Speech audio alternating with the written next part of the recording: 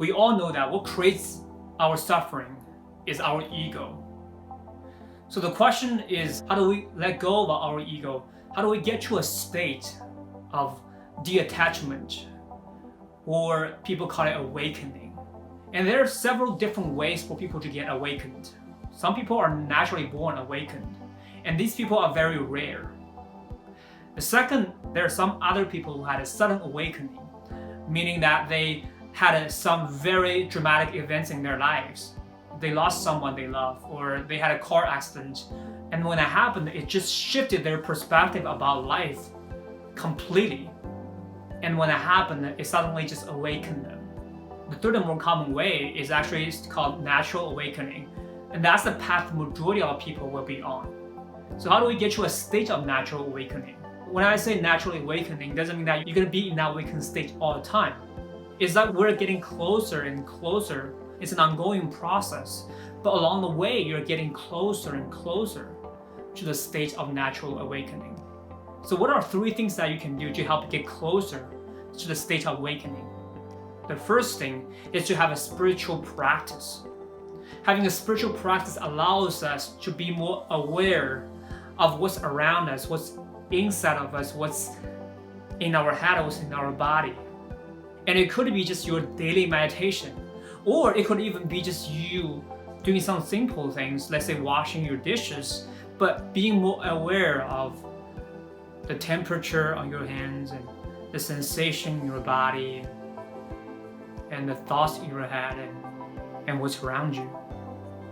And when you do that over and over again, every single day, you begin to be more aware of everything that's happening inside you and outside of you.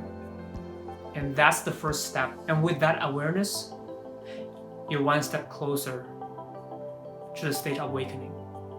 The second thing you should be doing is to go into nature. Nature has a power to slow things down for us, to allow us to re-examine our life in this reality.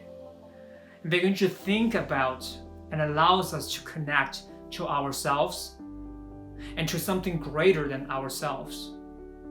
And we become the nature and nature becomes us. And that brings a sense of calm and peace that makes us feel more grounded. And I think many people have similar experience when they're in nature. The last thing you should be doing is to be of service. Contributing is the fastest way for you to get out of your ego. Because when we're contributing, we're putting ourselves second, we're putting others first. And that expands our capacity for unconditional love. And I remember I used to feed the homeless all the time. And whenever I did it, connecting with them, giving them what they need, I instantly felt a sense of love and a sense of new perspective on who we are and what they are. And that also gives a sense of knowing that I can always give more because no one can take away the love I give to other people. So 3 things you should do when you want to get closer to let go of your ego. First, have a spiritual practice. Second, be in nature. Third, be of service. God bless you.